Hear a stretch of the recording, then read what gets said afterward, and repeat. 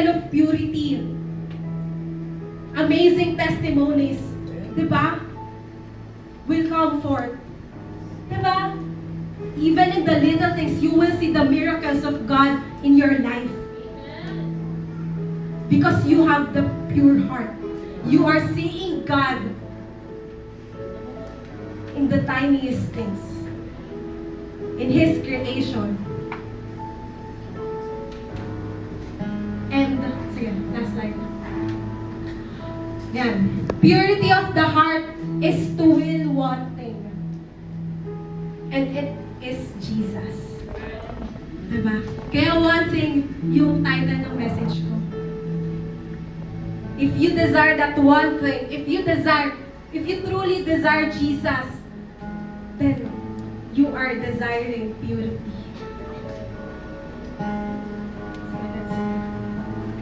Sige. Sige. Can we close our eyes as we pray? Let's stand. Let's stand up.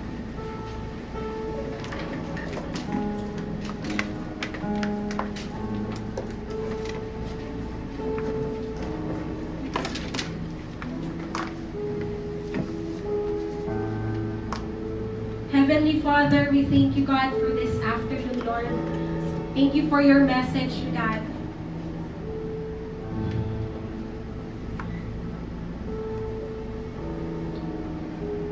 Lord, I know na wala sa amin dito, Panginoon. Lord, wala sa amin ang puro ang puso, Lord.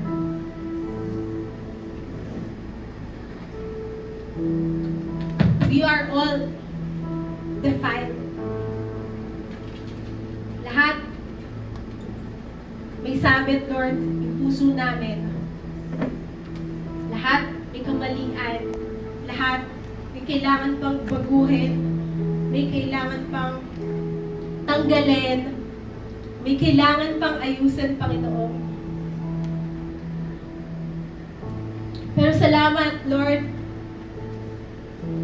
for this wonderful invitation of yours. For us to have a pure heart.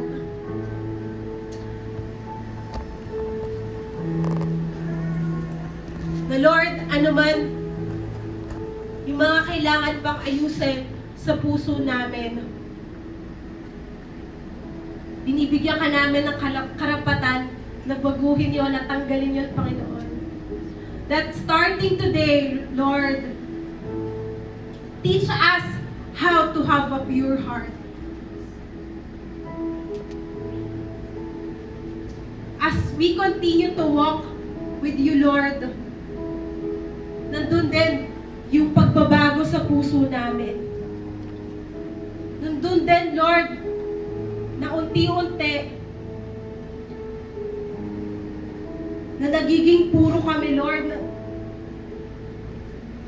that we want,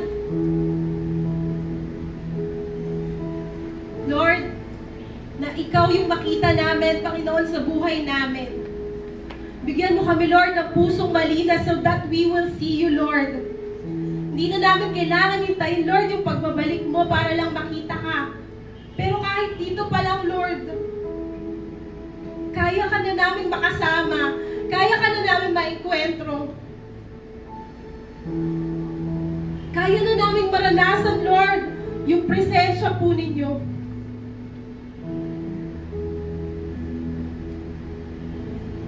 Lord, we offer our hearts to you right now.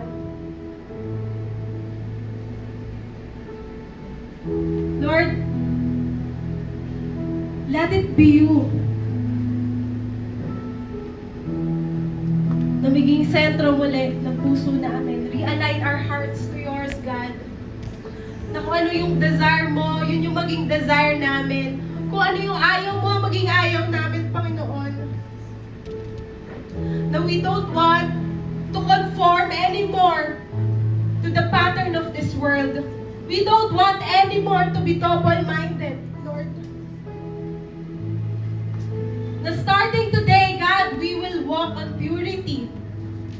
We will walk on holiness. We will stand to what is true. To what your word is saying. Not what the world is saying. Help us, Lord, na from having a pure heart, Lord, we will become an ambassador.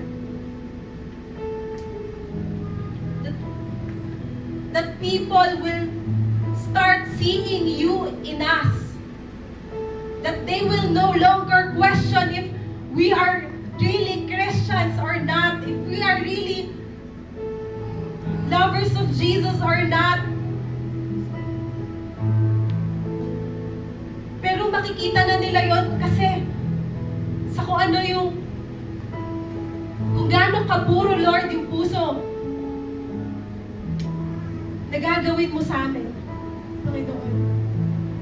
Thank you, God, for we know that it is only by your grace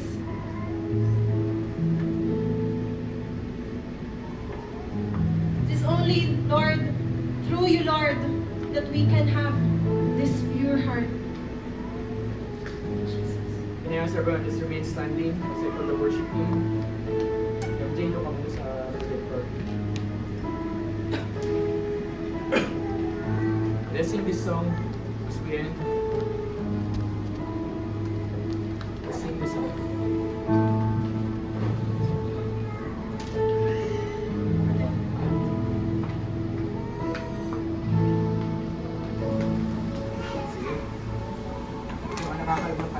This is a song where discern natin sa Lord.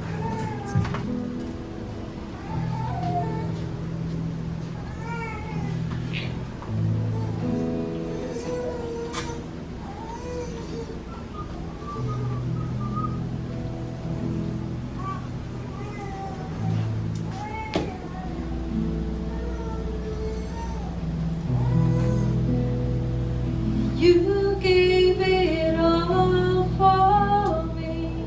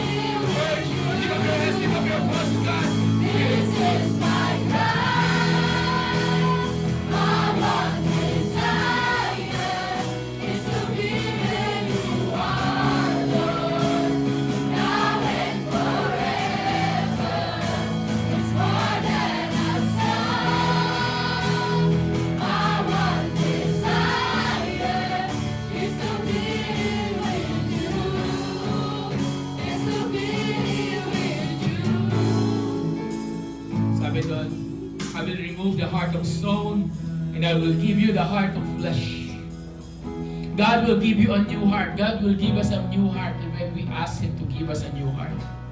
God is here. God is moving mightily. God loves you so much. Pero, hindi pwedeng one-way relationship lang eh. Kung desire tayo ni Lord, dapat dinidesire din natin si God. Kung desire tayo makaniig ng Diyos, dapat dinidesire mo makaniig din ng Panginoon. Kung desire ng Lord to spend time with you, dapat desire mo rin to spend time with God. Hindi nagmamakaawa, hindi pinipilit, hindi parang kailangan pa ng i-bargain. Para lang Lord, i-desire kita. Sabi nga ni David, di ba? I would rather be in the house of God. I would rather be a doorkeeper in the house of God than 1,000 elsewhere. Mas nanaisip ko na tagabukas ng pinto sa tahanan ng Diyos kaysa na saan pa man. Mas nanaisip ko na nakatabi ko, kasama ko, malapit ako sa presensya ng Panginoon kahit saan pa ako pumunta. Mas gugustuhin ko lang kasama ko si Lord kaysa kasama ko sino pa man. Mas gugustuhin ko na ang presensya ng Diyos kaysa ano pa mang bagay sa mundo ito. Ito yung pinaka-lesson, but it all starts with us having a pure heart.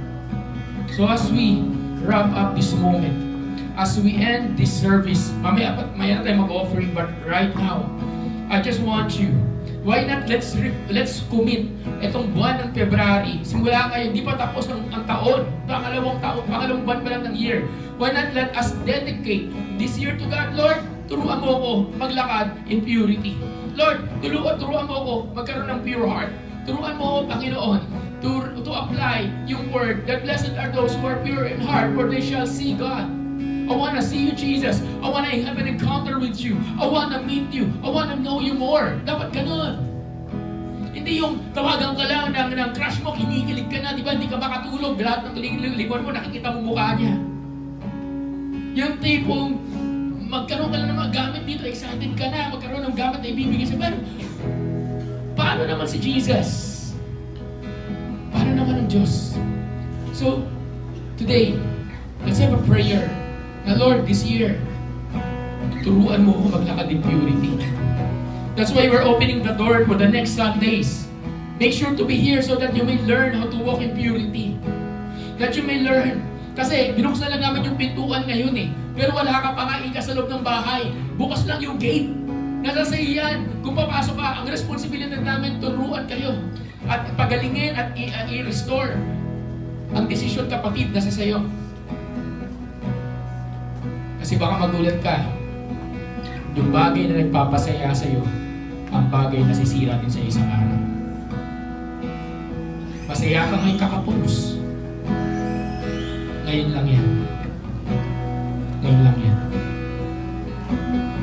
Kasi anything that is not from the Lord will not always lead sa maayos na bagay. What's so good about God, He loves you. So no matter what, ano man ang nakaraan mo, ano man ang pinagdadaanan mo ngayon, ano man yan, ano man ang kwento mo, gusto ko lang sabihin sa iyo, may good news si Lord. At handang ayusin ng Diyos ang buhay mo. Handang ayusin ng Lord lahat. And I mean, when I said lahat, kaya narilimin lahat. Ang tanong, kapatid, you who can hear my voice, magpapaayos ka ba? Magpapaayos ba tayo? If you're that person, why not follow me in this simple prayer? Can I ask you to put your hands on your heart? Diba? Put your hands on your heart as a gesture. And sabihin mo lang, Panginoong Diyos, ang puso ko ay sa ilang. Ikaw yung number one dito. So once more, once again, I dedicate to you my heart. Help me to live a pure life. Help me to have a pure heart. Forgive me from all my sins. Starting today, my heartbeat is yours. Follow me in this simple prayer. Sabi mo, Lord, I dedicate to you this year, 2025. I will walk in purity. I will walk in the fear of the Lord. I will walk that I am deeply in love with God. just let me pray for you. Can you ask you to lift up your hands? Lord, maraming salamat po. Pagpalain po ninyo ang inyong mga kapatid, mga ibang anak, Panginoon, sa araw ito. Thank you, God, for this opportunity. Bless them, God. Thank you, Lord. We bless you in Jesus' name. Amen. Palapakan natin ang Panginoon Diyos. Can I ask 5 minutes? Sit down lang tayo 5 minutes. Can I ask 5 minutes? Then we're going to, can I ask the offering? Mabilis lang. Alam ko, overtime tayo. Okay? Diyan lang may worship team. Mag-victory song tayo. Okay? Again. So mag-opening tayo. Mabilis lang. Overtime tayo. Sige, sa mga balakas na balakpak sa Panginoon. Can I call si Ate Mo muna? Ate Mo, nakalimutan. Can you stretch your hand? Sino nabilis sa preaching natin, Mau? Bangin this February, may bago tayong preacher na naman. Kayo nakasign. Okay? So can I ask you to stretch your hand kay Ate Maureen? Salamat sa napakagandang mensahe, Panginoon, through your servant. And Lord, naniniwala kay Panginoon that truly you are the God you are the one who gave the word through her, God. Salamat po, Panginoon, and let the word na natutunan namin sa hapon na to, hindi lang lumabas sa tenga, kundi manatili sa buhay namin. Pagpalain po ninyo si Mau, Lord God, and continue to use her, Lord God. Thank you, Lord, in Jesus' name. Amen.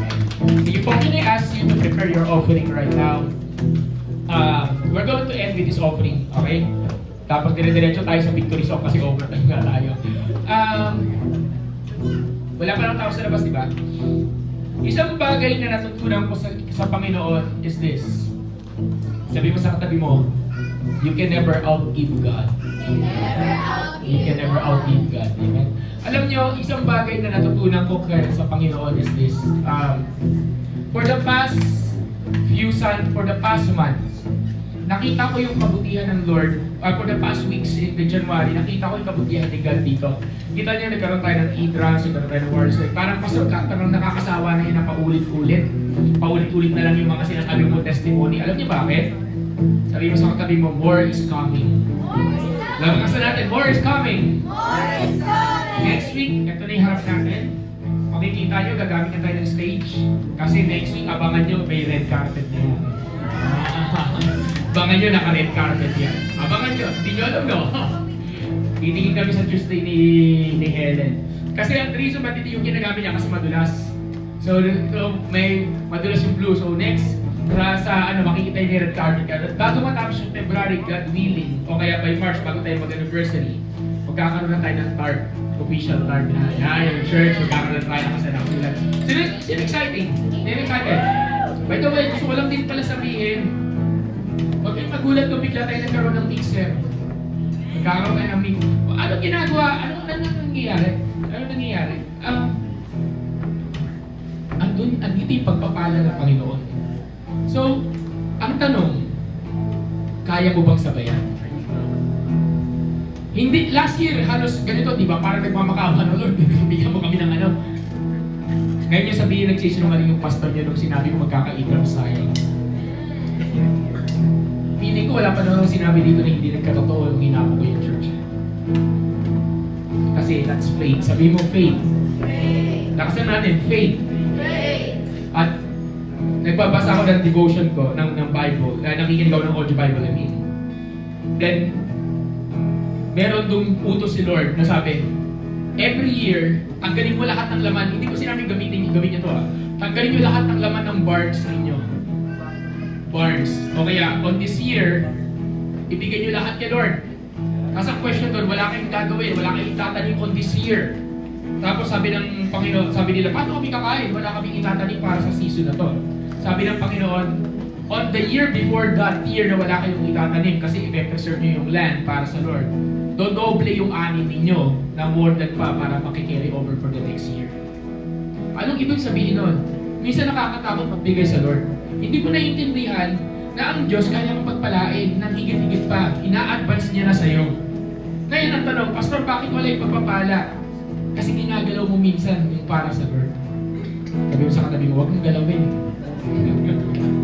And kami ni Ate Shi, kami nila Ate Maunyo, Ate Mariel, naiintindihan namin yan.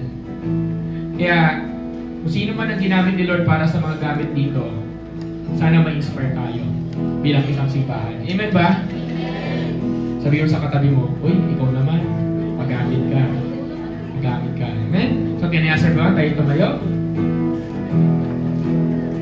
Panginoon Diyos, maraming salamat, Lord, sa pagbibigay po ninyo, sa pagbibigay po na opportunity to give. And bless everyone, Lord God, who will give today and declaring, Lord God, na hindi lang increase sa aming giving, kundi increase, Lord God, sa aming generosity, hindi lang sa loob ng simbahan, kundi gayon din sa labas. Salamat po, Panginoon, sa wonderful opportunity na to. Bless everyone today, God, and use this for your purpose and for your glory. We bless you, Lord. Thank you, Jesus. Amen. Tayo po yung magbigay. Come on, everyone.